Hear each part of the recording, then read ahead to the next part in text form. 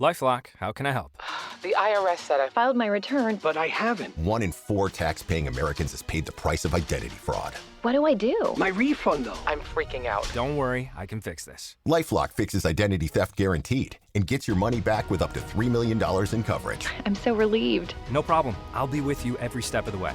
1 in 4 was a fraud-paying American. Not anymore. Save up to 40% your first year. Visit LifeLock.com/podcast. Terms apply.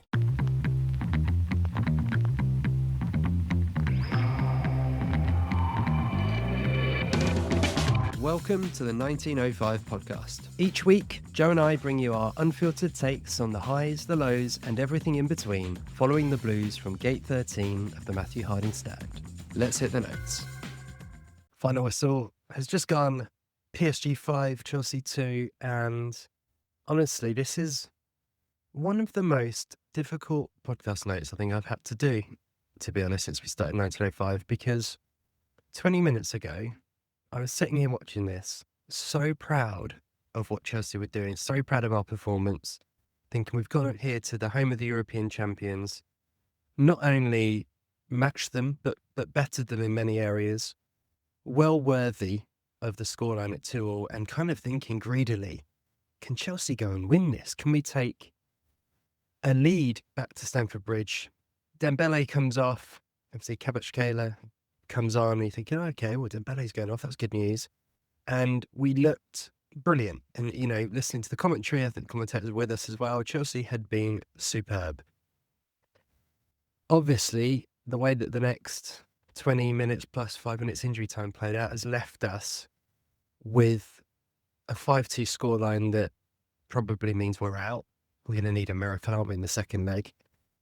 And loads more questions coming back about everything, really, from the manager. He'll be under question with his big decisions tonight, which we'll obviously talk about, the big one in goal. The sporting directors and the ownership spending money, spending so much money, 2 billion on players, and looking at the state of the squad still and thinking there are just too many average players on this football pitch for Chelsea.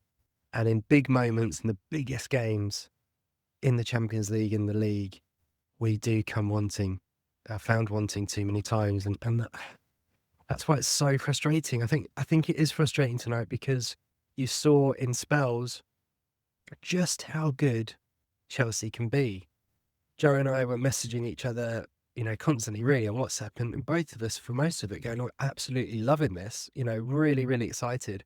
I think the messages we sent each other at half time almost forecasted, you know, sad about what happened, both saying, like, we could get a real good result from this. And I said to Joe, as long as we don't do anything stupid and destruct, hit self-destruct, and normally self-destruct this season for Chelsea has been getting ourselves a red card, giving away silly goals, one of the, or both. And this time it was the choice of giving a gift of a goal away to make it 3-2. And really, we didn't actually collapse immediately at that point because we're close offsides against 3-3. But the way that the last 10 minutes went was, yeah, there's no other way to put it, a disaster. Let's talk about the big talking point, which is obviously the goalkeeper. I think a lot of eyes were raised when the team sheet came out about Jorgensen being over Sanchez. For me, it wasn't a surprise. I think the surprise was a week ago against Aston Villa. Once he'd made that call and Jorgensen had got through that game pretty well and Chelsea played so well, and then Sanchez almost kind of confirmed himself as the cup keeper by playing at the weekend, I wasn't surprised at all to see Jorgensen in goal. And effectively, it was obviously only 2 changes from the team that won in the US in the summer in the Club World Cup, with the other change being Fofana in for Colwill for injury. So it was quite clear that the plan was, we've done this before, let's go and do it again. And, you know, I'm sure Joe will talk in more detail about this. For much of the game, Jorgensen was good. He made a couple of great saves, was playing out from the back pretty well, and that's the reason he's in the team, to be better with his feet. But it was a calamity, and, you know, we all laughed at Spurs and their goalkeeper situation on Tuesday night. Chelsea have effectively done the same thing, and love it or hate it, the problem for Liam Rosenior is, exactly as Dre and I were talking about when we were watching the Villa game, is whatever happens now, this is now a situation where he's going to be questioned about this till the end of the season of like, who is your number one? And it just feels like, I get why he thinks Jorgensen's a better option than Sanchez playing out. Sanchez has had a couple of nervy moments since Liam Rosenior has come in, actually. I think his form, out of all the players, is probably the one that's gone down the most. A lot of players have improved. I think generally Chelsea have improved. He's struggled under Rosenior. He's had a couple of notable bad games, either with the ball at his feet, but also from crosses, as we saw against Arsenal as well. And so you could see why the change was coming, but we've all seen Jorgensen play enough in Chelsea shirt as well to know that the truth is neither goalkeeper are elite level. Neither of them are at the level that Chelsea want to get to win and compete for Champions League and Premier League titles. Neither of them are top goalkeepers. They just both got calamities in them at any one point. And Jorgensen, let's be honest, probably done even more than Rob Sanchez has over his time at Chelsea. There's more to probably break down on that. It's now going to be an ongoing situation. All the talk will be, what happens at the weekend. Liam Rosenior is going to get asked about that in every press conference for the next few weeks. He'll come out and say that it's on him because of the way he wants to play out from the back. He'll say, this isn't on Philip Jorgensen, but it's created a situation that I'd argue we probably didn't need and all felt almost too inevitable, didn't it, weirdly? It just felt inevitable. And that we don't know what would have happened if Sanchez was in goal. It's easy to say we would have won. You never become a better player than when you're not in the team sometimes. But let's face it, Chelsea have a problem in goal, and we're seeing it time and time again. While we're talking about the squad, I think I kind of alluded to it earlier, but it isn't just in goal, is it? When you look at the Chelsea team, I think in these big moments, and PSG are a top side. One thing that jumped out about me, I don't know if I was the only one watching it, but the pitch looked massive. I think it's probably the camera angle making it feel big, but the pace that PSG moved at times, their wingers, I don't think there's many teams in the Premier League that have players like that at the moment in this era. And you just really saw it in PSG. It was almost a bit of a throwback to great European sides of just the number of great dribblers and how electric they were going forward. They were fantastic, and when it came to the cutting edge, they had the difference. But what really stood out to me looking at the Chelsea side is just how, having spent so much money, we're still in this position where half the side probably aren't up to it. And there is clearly so much talent in this group now. When you look at some of the players out there, Enzo Fernandez, with obviously a goal and an assist, top player, Cole Palmer, clearly a top player, although I would say he still isn't right, is he? Still not anywhere near his best, but clearly absolute quality. We think Esteval could be amazing. And by the way, how much we missed him last night. I think he would have really loved those open spaces in the last half an hour. Moise Caicedo, these really really good players, with João Pedro as well. There's a real weight of really good attacking players, and when we're at our best, we can look fantastic. But 4 of the back 5 yesterday just probably aren't at that elite level, if we're being honest. Cucurella clearly a very, very good left back, although it wasn't his best day by any means. But Fofana, talked about him a few times this season. He's not the player he was at Leicester. He's not the player that Chelsea bought. The injuries have done him, and I don't think he's ever going to be the elite player that we've paid 70+ million for.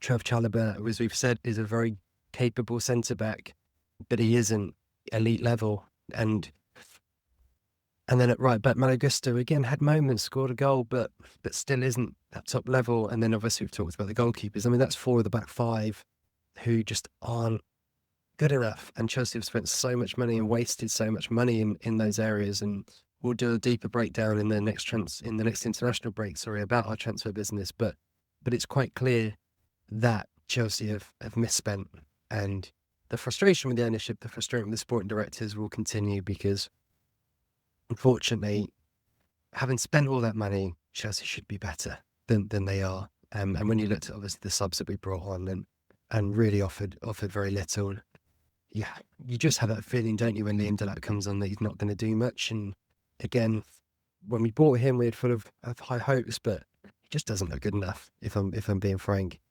The final thing I'll say before handing over to Joe is people will probably roll their eyes a little about match stats, and I know a lot of people hate XG and all those kind of stats, and I do understand that, to be honest, but the stats from the game, for those who haven't seen them, are kind of insane, actually. Chelsea, equal number of shots to PSG, 9 each. Chelsea had an XG of 1.57.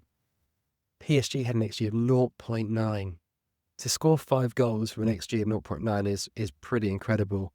Chelsea missed 4 big chances as well in the game. PSG missed no big chances. Those are the small margins that make all the difference in these big games. And again, this is why it's a weird voice note, because my overall feeling, having watched the game, is that Chelsea played pretty well here. But we've come out, let's face it, having had a bit of a hiding, and with one foot firmly out of the Champions League, which is incredibly disappointing. I'll hand over to Joe for a deeper breakdown of the game, some of the individual performances, but yeah, trying to wrap my head around what I've just seen on what was a very frustrating night in Paris. Yes, you can hear in Chris's voice. I can feel it. He's bitterly disappointed, as am I, as are you. And we've sadly let a game go from being one of our best ever in terms of the Champions League, going away to PSG and maybe pulling off a really good victory, because they were there for the taking.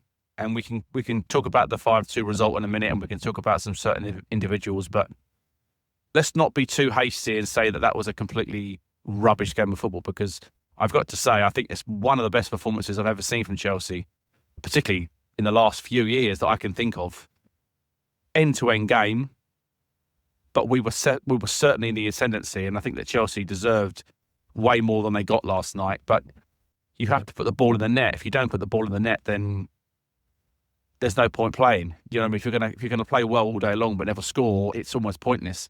You need somebody there to knock it in at the key moments, and I think none more so than in the first 5 or so minutes. That great ball across from Reece James on the right-hand side, and João Pedro gets a flick on it, but he almost takes it away from Pedro Neto at the far post, and that was a really good chance. And then from that moment, PSG walked up the other end and made it 1-0 with a fantastic strike from Bacola. So that was the theme of the game. Chelsea playing well, creating stuff, looking really dangerous, but not really taking what they should have done. And PSG, who they created some stuff, but a lot of it was gift wrapped. And Chelsea have done this for a long time now. We gift wrap teams so many chances that it's untrue. And I don't know what I can say to you, because in the big games, in the big moments, against the best teams and the best players, if you gift wrap them chances, then it's good night Vienna. And that's what's happened to Chelsea's Champions League hope. So we can pray for a miracle in the second leg, but you've got to win 3-0 just to get them to penalties. Are Chelsea going to win 4-0 against PSG at home? Stranger things have happened, but it's going to be an absolutely unbelievable task to do that and overhaul that first leg deficit. Let's go through some of the players and some of the key moments in the game. I think that overall Chelsea can be very proud of their performance, particularly for about 70 minutes. They were exceptionally good, playing very good football, passing it as good as I've ever seen them pass it, creating, like I say, very good chances. But ultimately, when it came down to the key moments in the games, we didn't smash them in the mouth. We didn't get ourselves ahead. You could tell when it was 2-2, when Enzo Fernandez scored, there was a big lull in the ground. It went very, very quiet, and PSG's play went very, very flat. They weren't knocking it around with the same zip and vigour as they were in the first few minutes. They looked a team that was like a little bit devoid of ideas. They needed something to happen for them. And obviously, the Jorgensen goal, I'll come to that in a moment. Obviously, that was the trigger for them to go on and make the game safe and effectively knock Chelsea out of the tie. They grew from strength to strength from that moment. And that's where you see a team that are full of attacking talent. They are prepared to put their money where their mouth is, basically. And they slung everybody on and they went for it. And they did. They kicked us in the mouth, they kicked us in the stomach, and they really did a number on us. And you could even go back as far as PSG's second goal, when Chelsea had a fantastic move down the right-hand side. It got cut across to Palmer, who had a really good shot. It gets parried out. And within one pass, PSG were in our half. Caicedo goes to close the ball down, doesn't quite get there. And we've then got Fofana and Cucurella probably 20 metres or so inside the PSG half. And we've got nobody covering. And say Dembele gets himself in that little bit of room. It gets played through to him. He takes it all the way down. He basically stands up for Fofana once. He stands him up again as he gets his shot away and makes it 2-1 to PSG. And that was the kind of the story of the game. It was them not having to do very much to kind of score their goals, and Chelsea having to do everything and still not always getting what they deserved. And yeah, it was a big learning curve last night. You could see a team that had won the European Cup last season against a team that is basically learning how to play really in the Premier League, let alone the European Cup. So it was a lesson last night in finishing, in being clinical in the key moments, and that's exactly what PSG were. Chelsea's equaliser was obviously very, very good. A lovely switch of play over there to Malo Gusto in acres of space, and he had loads of room in that first half. And obviously he goes on to it, and he wouldn't have been my first player that I would have said that Chelsea would have scored, but obviously he gets his shot away and it squirms under the goalkeeper and it goes to 1-1. And at that stage, I'm thinking Chelsea more than deserve this. They have been so, so good. They stayed in the game, and sometimes you need a little bit of luck. What's that ball going under the goalkeeper? And obviously we get our goal. Obviously I've spoken about the PSG second goal already. But before that, Neto sprinting past his fullback, lovely bit of interplay. Chelsea, again, it started from the goalkeeper, into midfield, gets played back, lovely ball down the line. Pedro Neto goes screaming past his fullback. Obviously, gets right to the byline. He's got two players to pick out, and he picks out the centre half. Now, I'm not having a go at Neto here because he does it ever so well. He's run a half a pitch at full tilt, but that's the key moments where you need to get your head up, look for the right player. He does that for the second goal that Chelsea scored, in fairness to him. But these were the massive moments in the game where you're thinking, if you can go and get yourself ahead of this match, you're going to force them to do something they don't want to do, and Chelsea might break on you and get another goal. And we do this a lot. We make life just so, so difficult for ourselves. I think that, Chris and I were discussing it at half time, and we felt as though Chelsea were really, really good. One of the best performances we've seen all season, quite frankly. And even though we were 2-1 down, I think we thought that we're in this game, don't give anything cheap away, and you've got half a chance, take that back to the bridge or whatever. But Chelsea came out in the second half and played really, really well. And also we get our second goal with a great bit of play. And like I say, Neto this time gets his head up, sees Enzo Fernandez running in. Again, Fernandez tracks that ball so, so well. This is what he's so good at, arriving late into the box. Again, we mentioned the Frank Lampard comparison. There aren't many like him, to be honest with you. When that ball gets squared back to him, it's a beautiful finish by Fernandez into the far corner. Got the goalkeeper absolutely no chance. And at 2-2, I honestly sitting there going, I think we're going to do this. I think we're going to hold on for a really, really good, valuable draw, or we're going to go and actually win the game. And you couldn't at that moment see anything other than the Chelsea result, because PSG had gone. They looked really flat, so nothing going for them. Surprised by Chelsea, I think, and they would have had the Club World Cup game ringing around their ears, thinking, actually, Chelsea are a pretty good side, And you saw that in the interview after the game with, forgive me because I cannot pronounce his name, the guy that scored both goals, Billy McKay, let's just say that. He gave Chelsea a lot of credit after the match and said how good they were. Not surprised, but again, I think they were a little bit like, maybe we do underestimate them. But what did PSG need? They needed a moment of genius, or they needed a moment where Chelsea basically dug their own grave, and Chelsea more than well and truly dug their own grave.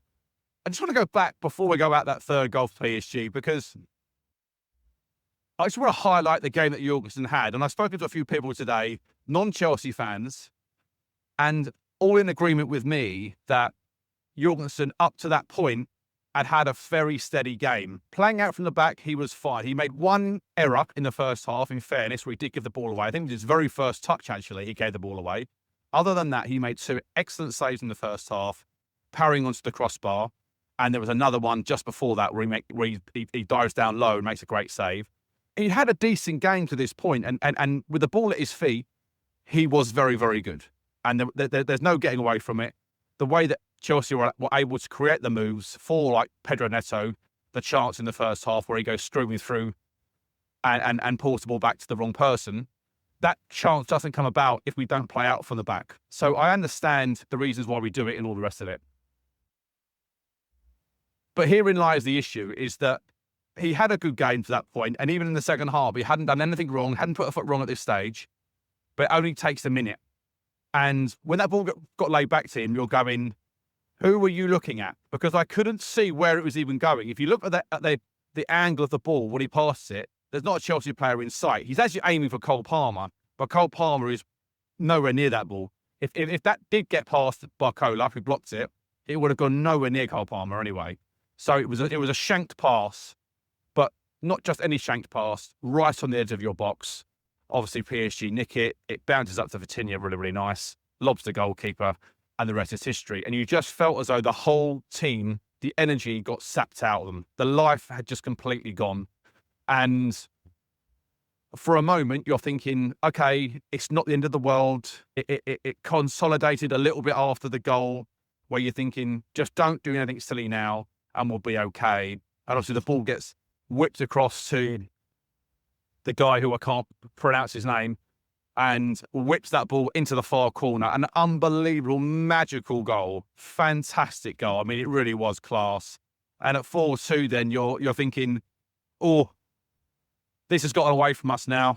We've created our chances. We've not taken them. Obviously, in between that, we have the offside goal where Enzo's a yard or so offside, and João Pedro scored that beautiful goal, but it was called offside, which is understandable. But Chelsea was still in the game, is my point. But again, that goal making it 4-2 really sent the game away from us. And then at the very end, obviously we're in injury time now, and it gets laid back to that man once again. And again, I think Jorgensen should do better for the goal. But I think his confidence had just been knocked to that point, and it goes into 5-2. We have to mention, obviously, the goal that was disallowed for PSG. Jorgensen, again, playing out from the back, right down the middle of the pitch.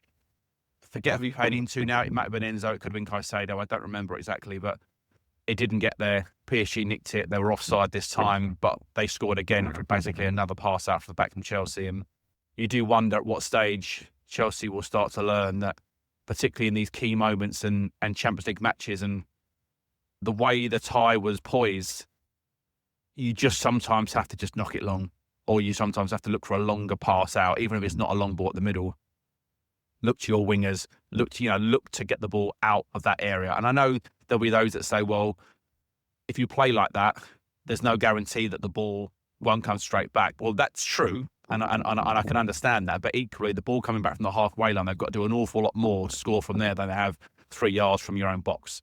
So, again, if you're winning 3-0 at home at Stamford Bridge and the opposition are playing poorly, then you can play out from the back all day long. But in a game where you're up against one of the best pressing teams in the world, if not the best pressing team in the world, and you're 3-2 down, or 2-2 as it was at that time, keep the ball away from their best players. And unfortunately, Chelsea didn't do that last night. I think our game management definitely needed some questioning yesterday as well. I think their substitutions near the end were a bit dicey, to say the least. I mean, Garnacho coming on and Gusto going off with a few minutes to go. You just felt like we're 4-2 down. We've made enough mistakes. Why are we throwing on a winger at that point when the team is clearly, the heads have gone? We've taken off João Pedro and Cole Palmer in the same move, which I didn't like. I don't know why João Pedro had to come off. Now, if he's got an injury, fine. I don't think he has, by the way. The Palmer one I can understand because he wasn't fantastic last night, Palmer. He had an okay game. But clearly he's carrying something and he wasn't quite right. So you're thinking, okay, bring him off for a few minutes, that's fine. But leave João Pedro on. We had to do that. Because I think what that did, it sent a message to PSG that Chelsea are basically done here. they're settling for what they've got. And the Lavia and the Lap substitution, Lavia, fine. If you want to bolster the midfield, stick another body in there. But I just cannot get on board with Liam Delap coming on in a game like that. He hasn't looked good against anybody we've played. Lower league sides, Premier League teams, lower end Premier League teams. And yet we thought he was going to sort of turn up and do the business against PSG last night. He was a fish out of water. Obviously, the very first time we get the ball was actually a great pass from Lavia. And he got put through to the Lap. He was on the field about a minute. And he drilled down the right-hand side and he just shanked a ball into the hoardings behind the goal. And you're thinking, this is a guy that's got no confidence. He's got no confidence. He's got no form. And we are just basically rolling the dice at that stage. We're hoping that he can do something. And frankly, it just didn't work. I thought our subs were poor.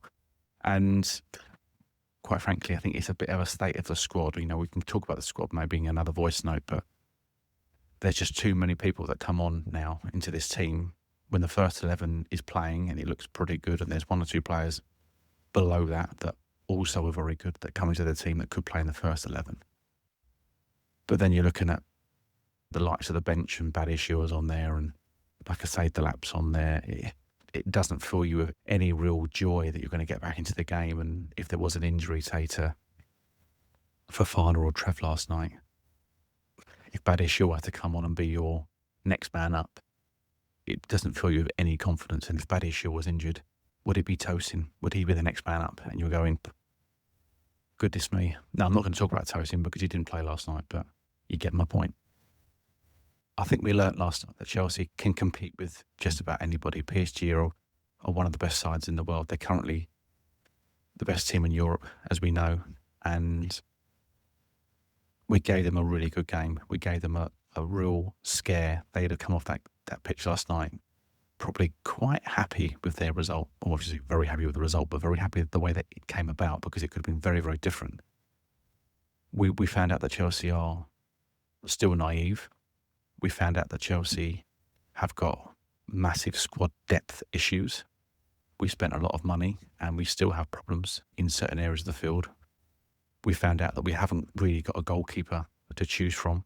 And what the manager does from here, I don't know, because both their confidence, I would suggest, are shot to pieces. Sanchez probably less so. I think I would say that Jorgensen, even though I think he has good characteristics in his game, he still has fundamental flaws and he's always capable of doing a mistake like he did last night and putting you out of a game that you were so very in for a long period. I was pleased. I was very, very pleased with the performance. I was pleased with the way we played, the way we caused them problems all night long. I think we shouldn't forget that. I think it's very easy to look at the result today and say 5-2, we got a pasting. On the face of it, when it's all said and done, 5-2 is a pasting. There's no question about it.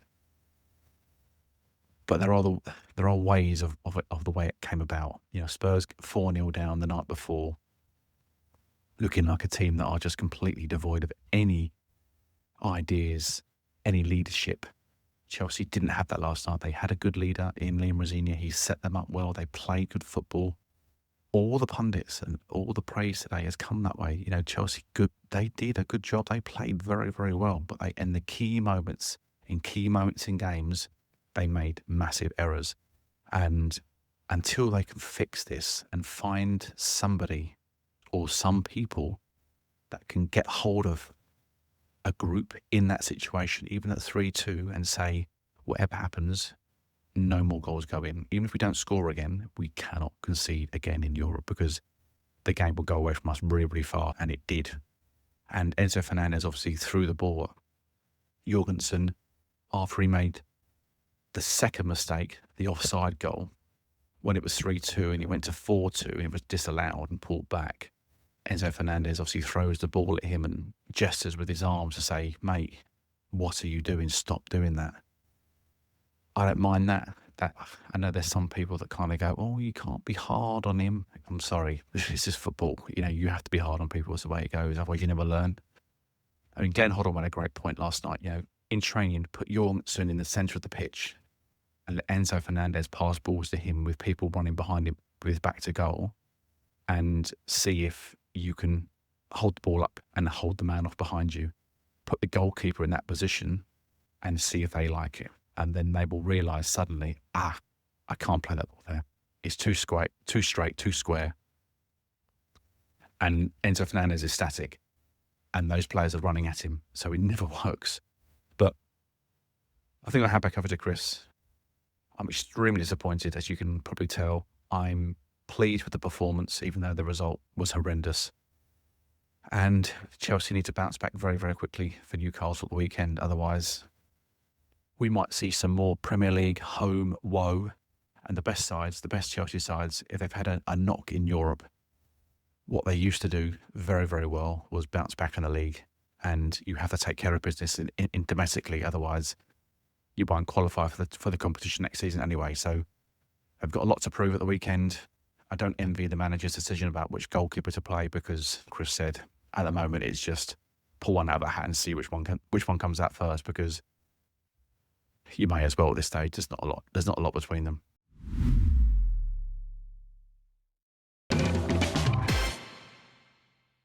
Let's wrap up the pod with a bit of a talk through some of the other kind of stuff that's been going on the last few days. I mean, do we mention the ballboy incident, by the way, at the end of the game with Neto? It was much ado about nothing, wasn't it, really? And I'm glad, actually, that a sensible decision was made by the referee and VAR on that. I mean, it's not clever from Neto, really, but you can understand his frustration in wanting to get the ball back and the ball not giving it. But when I was watching, I was like, oh, not again. We're not going to have another one, are we? But luckily not.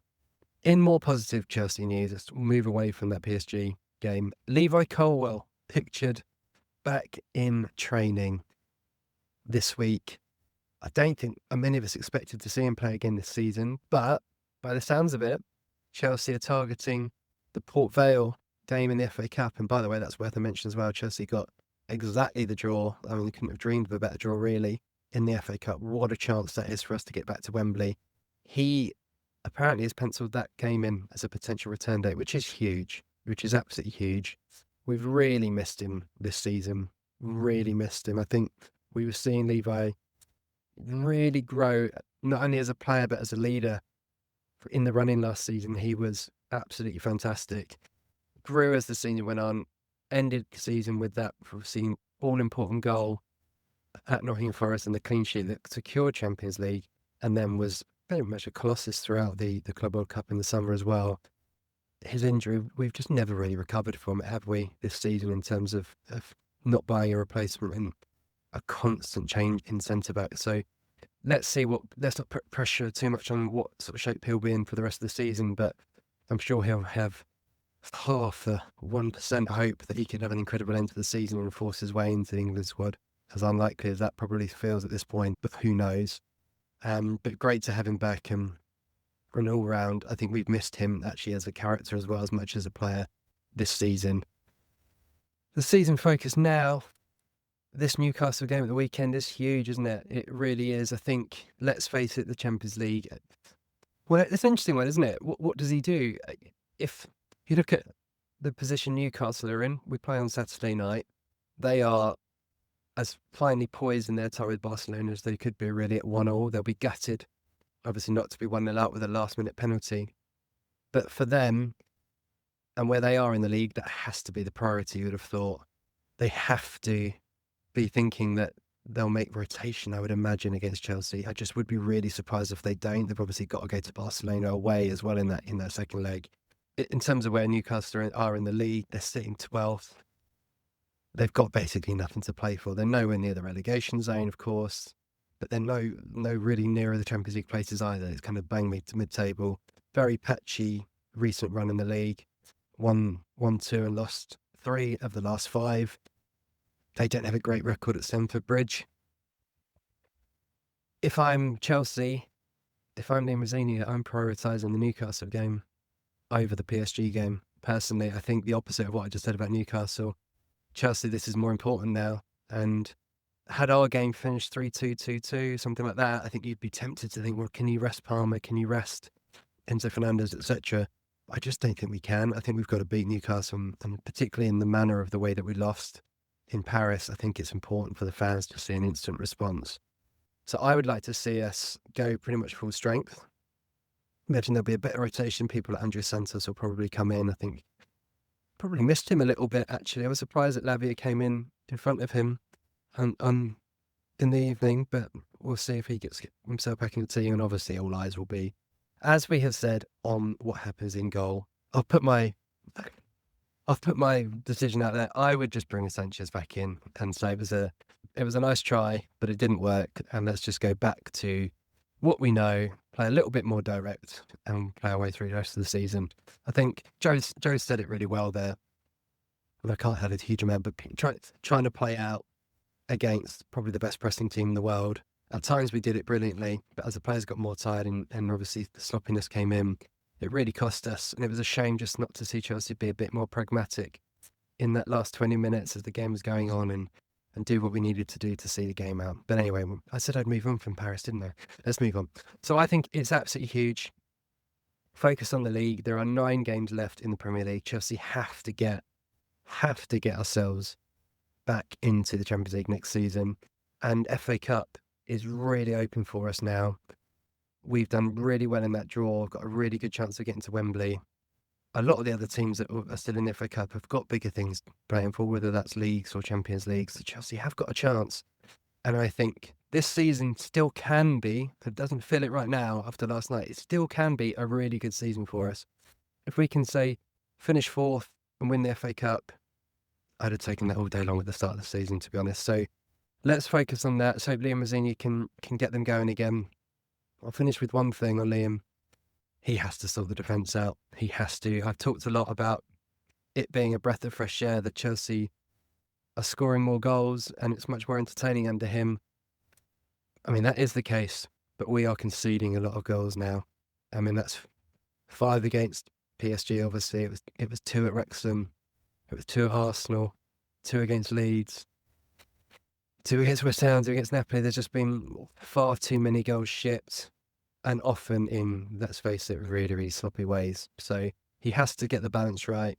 Hopefully we can still play some good football, but he's got to close the door if we're going to get over the line in the Champions League. So let's see what happens. We'll be back to reflect on the game against the Toon Army, of course, and we will see you next time.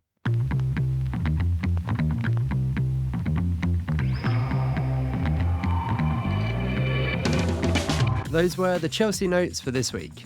If you enjoyed the podcast, do us a favour and share it with a fellow Blue. And we'd love to hear your thoughts, so leave us a review wherever you're listening. Wherever you may be, stay carefree, and remember, every little thing's gonna be alright.